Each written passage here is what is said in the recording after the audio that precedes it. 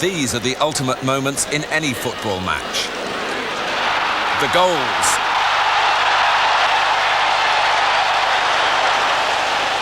The man hitting the back of the net is Frenchman Just Fontaine. His talent around the penalty box earned him, in these 1958 World Cup finals, no fewer than 13 goals, a record which still stands today. Some of his goals were snapped up from close range. Some were spectacular and dramatic. But the great players do not possess a monopoly on great goals. In any match, any player, whether substitute or superstar, may be inspired for one decisive moment. Opportunity is everything. Fontaine proved the point. The 1958 World Cup is an everlasting epitaph to his goal-scoring skill.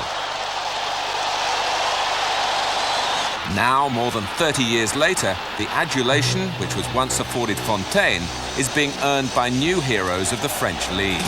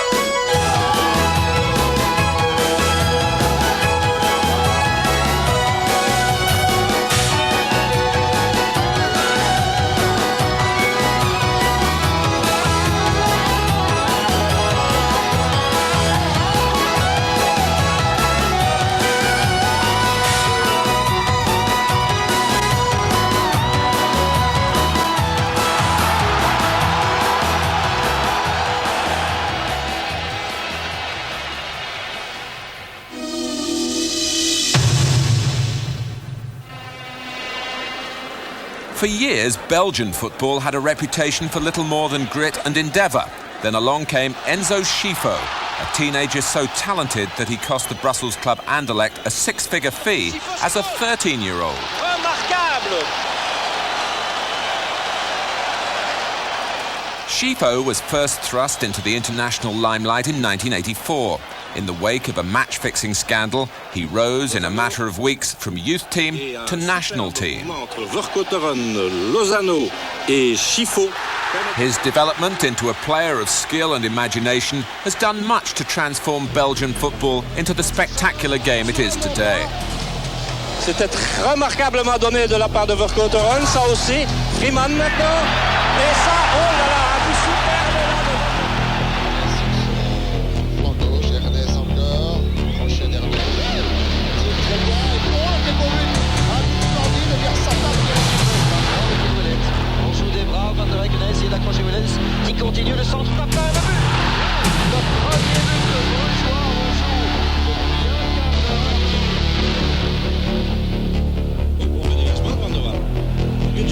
Johnson donnant là sur Lillis. Lillis, oh non, il pousse sa balle un peu loin, mais il va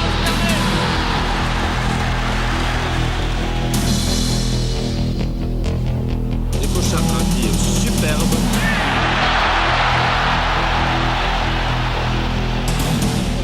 Samuel, et ce tir de Van der Eyck, ça fait dans la défense, je revois.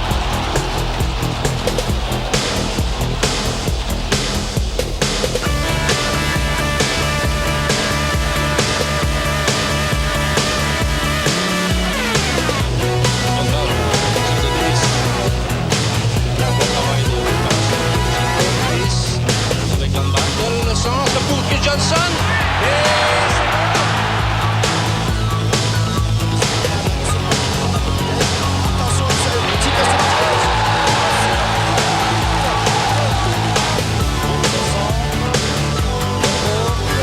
une occasion pour Musonda, c'est lui.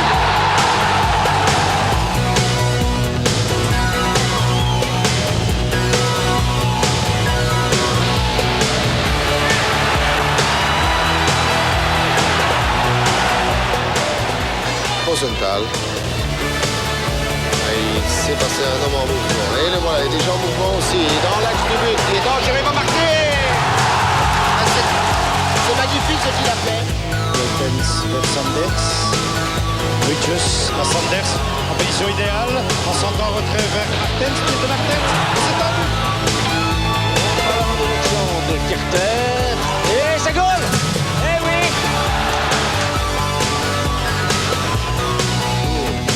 Lozano qui met dans le paquet. Et Kielcevic.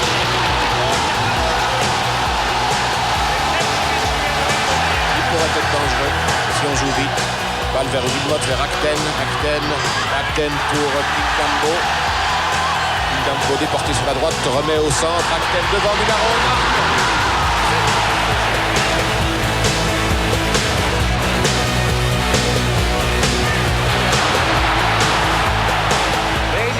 Finalement, Klaassen qui tire encore, c'est pas nécessairement terminé.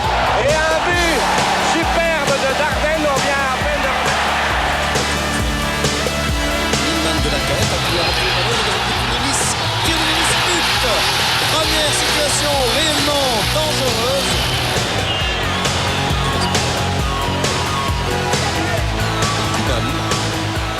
Accélération de Koeman, tout de suite par Gudjohnsen, tente le 1-2 avec Delbourg, excellent, Koeman va égaliser, et voilà qui est fait. Un but partout. De contre ménage. Severens continue. Il est vraiment très dangereux, le petit ballon.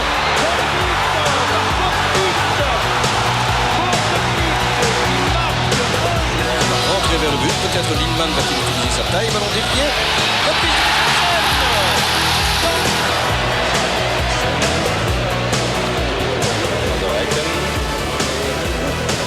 Bonne balle avec Vercouteren avec Frankie Van der Eyck. Quel but extraordinaire! Cette passe était magnifique, mais alors la reprise de Vercouteren, un véritable chef-d'œuvre. Il nous fait penser au but remarquable qui a été inscrit par Jan Keulemans. Allenson, Van Kougelen, grand coup de pote en avant. Là où se trouve gauche, une reprise foudroyante extraordinaire, un but splendide de Berto Bosch qui a repris de volée et qui marque un des plus beaux buts de l'année peut-être.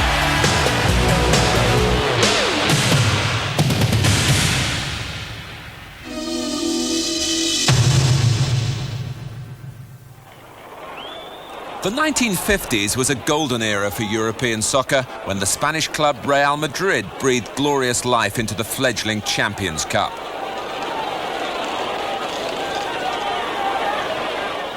Real Madrid paraded some of the greatest players of all time, most notably Alfredo Di Stefano from Argentina and Ferenc Puskás from Hungary. Real cut a 5-year swathe through Europe's finest defences, winning the first Champions Cup in 1956 and climaxing their reign with a wonderful defeat of Eintracht Frankfurt in 1960. Di Stefano and company feared no one. The great clubs of Europe, Milan, Barcelona, Partizan Belgrade and the pre-Munich Manchester United all proved unable to withstand a team considered by many as the greatest of all time.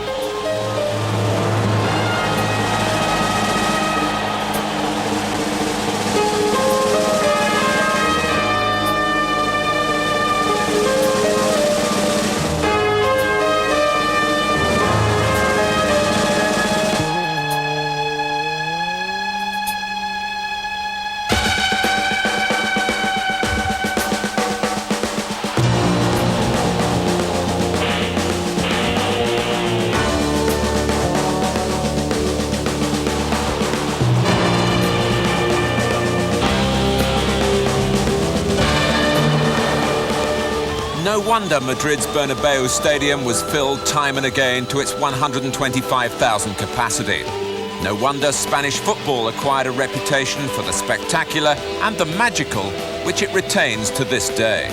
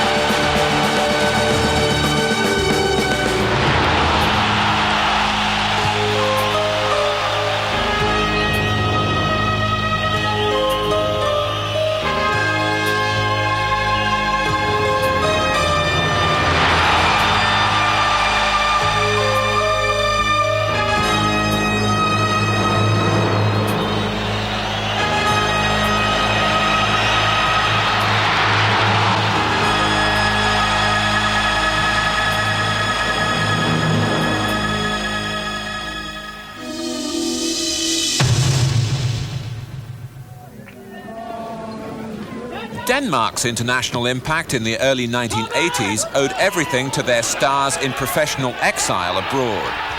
Denmark reached the finals of the European Championship in 1984 and the finals of the World Cup in 1986. Such achievements brought new life and investment to the domestic game. The examples set by the likes of Allan Simonsen, Preben Elkjær and Michael Laudrup also provided powerful incentives for the boys they'd left behind.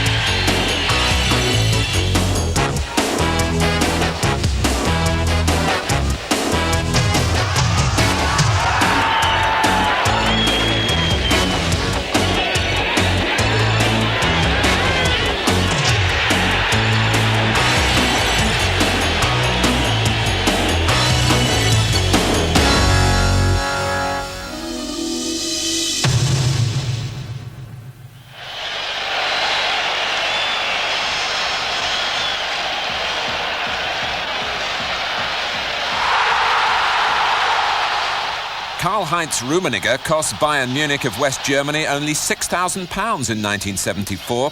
He had been working until then as a bank clerk. Rarely had a talent been more dangerously going to waste. For his country and for Bayern Munich, Rummenigge scored goals born of artistry and professionalism, as well as the occasional touch of cheek and nerve. Rummenigge's inspirational performances for the West German national team earned him the prize of a transfer to Italy with Internazionale. But West German football boasts such strength and talent that even Rummenigge would not be missed for long.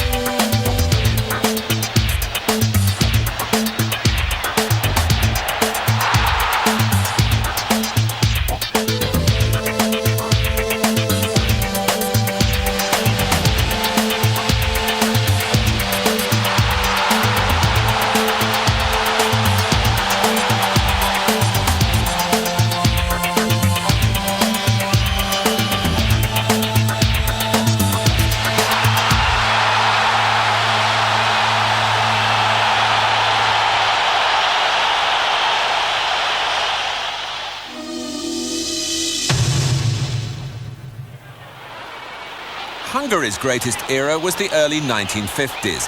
They had been World Cup runners-up in 1938, but that was nothing compared with the talents and achievements of the magical Magyars captained by Ferenc Puskás. For 4 years, they were unbeaten. They swept England aside, both at Wembley and in Budapest.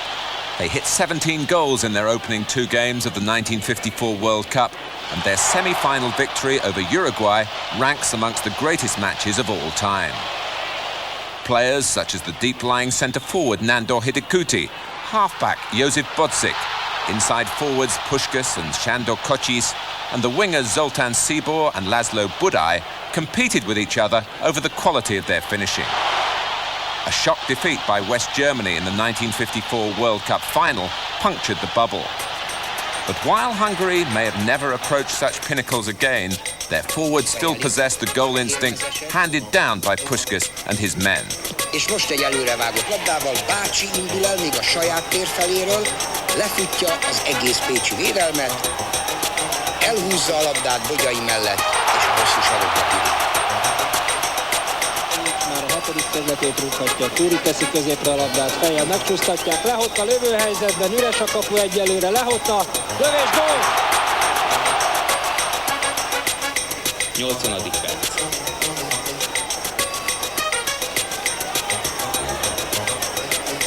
Jól kombinál az FTC.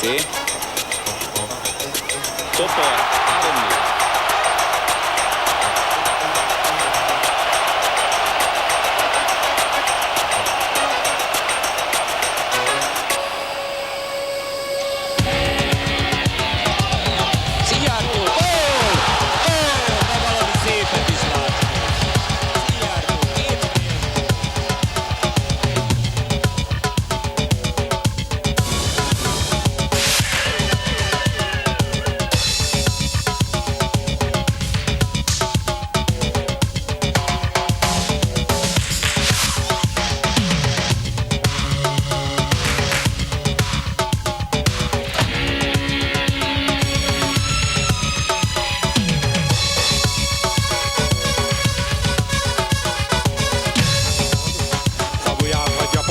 Domján, gól!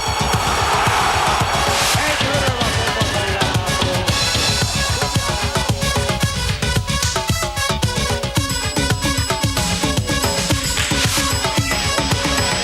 Szabadi még, Szabadi fordul le gólhelyzetben, Szabadi, és gól!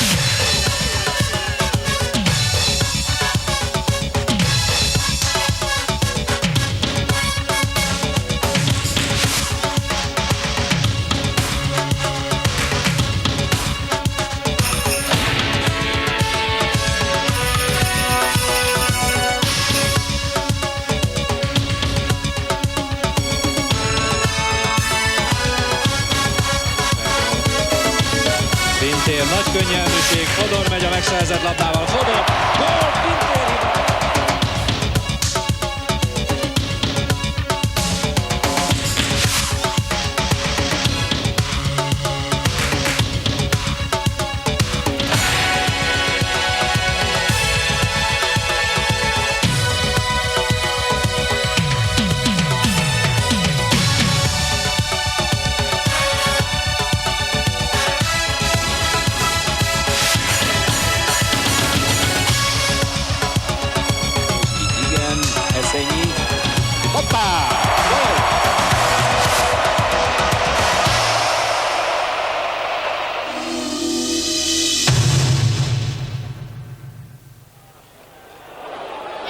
Yugoslavia are Europe's most prolific salesmen of soccer talent, and Dragan Stojkovic the most prized of their recent exports. Corners, free kicks, headers, they all come the same to Stojkovic. That was good and bad news for his first major club, Red Star Belgrade. Red Star had bought Stojkovic in exchange for a set of floodlights. Once in Belgrade, he began scoring goals with such panache that he was obviously not going to stay long. In the summer of 1990, Marseille, the millionaire French champions, came up with a £3 million offer, which Red Star just couldn't refuse. He's sure to be followed by many more in the years ahead.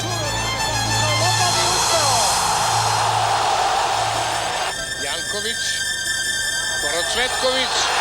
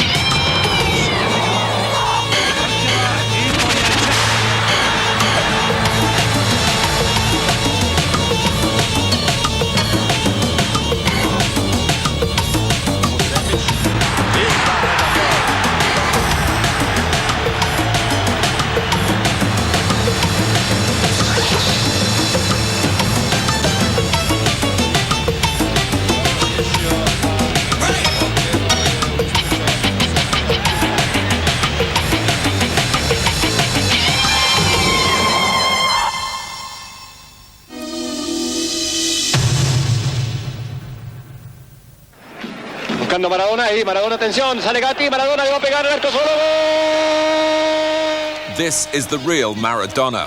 These are the kind of goals which first marked him out for stardom as a teenager in Argentina. No puede determinarse cuál es la posición de Maradona, sin embargo, estaba muy cerca de algo lo que puede hacerse con él. Maradona's boyhood genius transformed Argentinos Juniors from a club of unknowns into champions. He had been discovered playing for a boys' team called the Little Onions. At 16, he was a regular in the Argentinian First Division. At 17, he was making his national team debut as a substitute against Hungary. At 19, he was inspiring and captaining Argentina to glory and gold medals in the World Youth Cup. Playing for high-profile clubs such as Boca Juniors in Argentina, Barcelona in Spain, and then Napoli in Italy earned Maradona a chorus of derision in rival stadia. But that owed almost everything to fear. Fear that all the way down his career he would carry on scoring goals such as these. Goals which set such a thrilling example for all those kids back in Argentina who dream of emulating him and maintaining the proud tradition of a nation for whom football is both an art form and the most compelling of passions.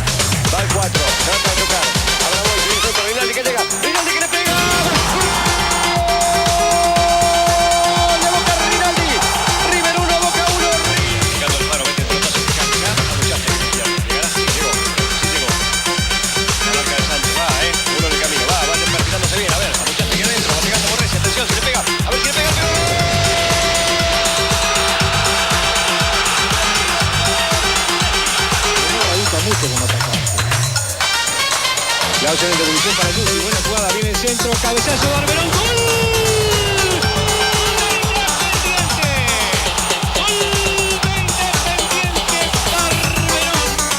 Va el zurdazo, gol. Celi que lucha, la lleva, toca atrás, llega Tapia, llega Abramovich. Abramovich al fondo, atención, va bien, Abramovich, le pegó, gol.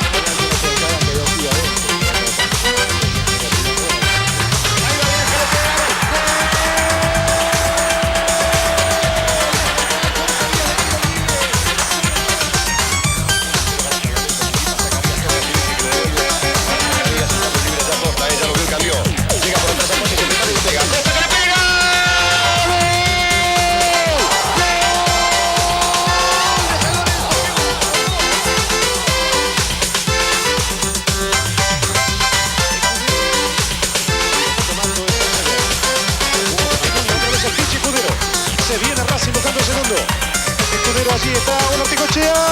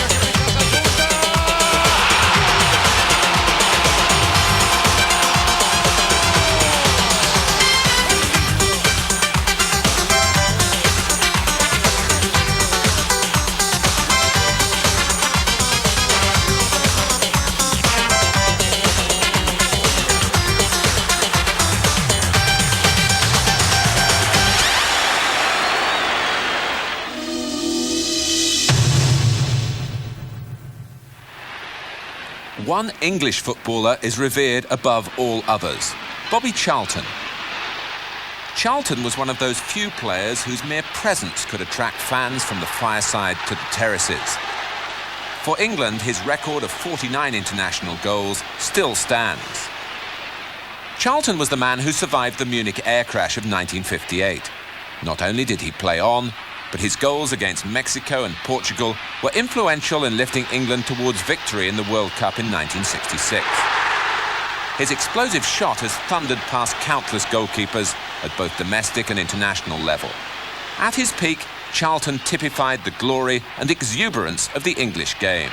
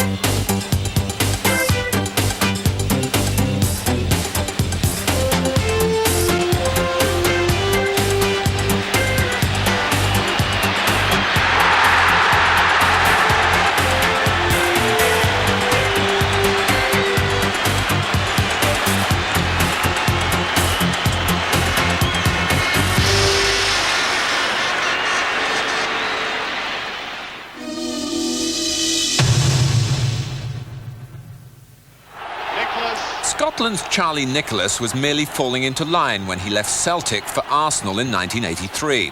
For years, Scottish football appeared to exist merely to feed the voracious transfer appetites of the hungry English. Before Nicholas, just about every attacker of note in Scotland had travelled south. But in the late 1980s, Scottish clubs began to bite back and to buy back. Nicholas was one such star capable of reinvigorating the game north of the border. He made his return with Aberdeen and was soon finding the net as joyfully as in his younger days. Here's Jim Betts sprinting down the left. The cross to Charlie Nicholas, yes! Aberdeen, come again. Betts, useful ball, good stays. Nicholas scores! Launched in field by Stevens, there's Butcher. Back with Wilkins. Absolutely magnificent from Ray Wilkins. Clear to Willie Miller. Good run by Stuart McKimmie on the overlap. Early cross, the flying angel, David Dodds, great header, and Aberdeen's third.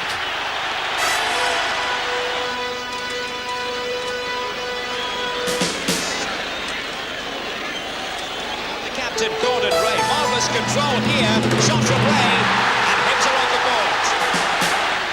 20 minutes left to go, and Sterling looking for that all-important strike. John Bergen's pass, picking out Brian Kent. Magic. 1-0 Sterling.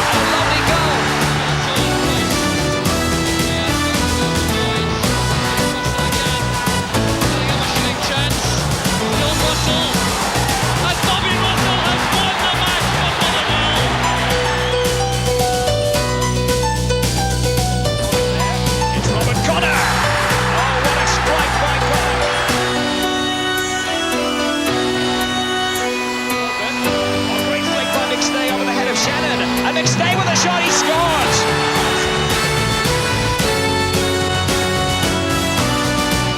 And here's Campbell, brilliant!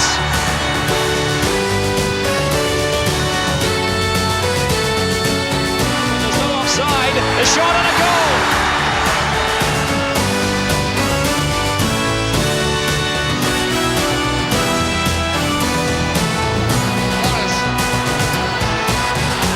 Great chance, he scored!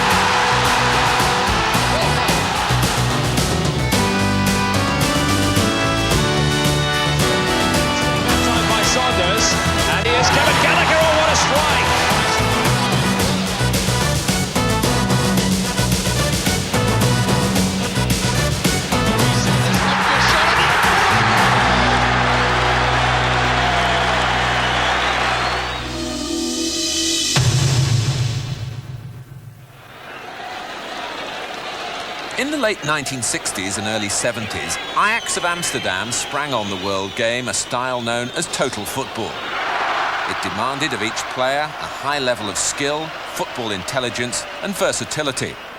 It also demanded the presence of a leader as magically endowed as the great Johan Cruyff.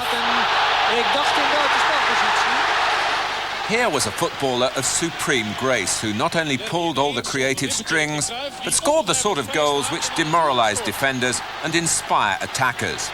Ajax were champions of Europe 3 years in a row before Cruyff wandered off on a career exploration which took him to Spain, the United States and eventually back to Holland with both Ajax and their greatest rivals Feyenoord. The skill, pace and spectacular goals of modern Dutch football owe much to the inspiration and creativity of Johan Cruyff. Hij demonstreert zijn klasse in het stadion waar hij is grootgenomen. Schitterend allemaal de uitslag.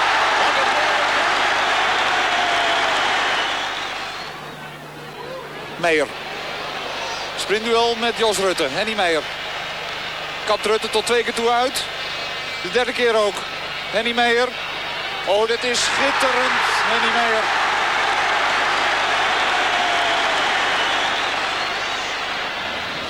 Kieft, geen buitenspel.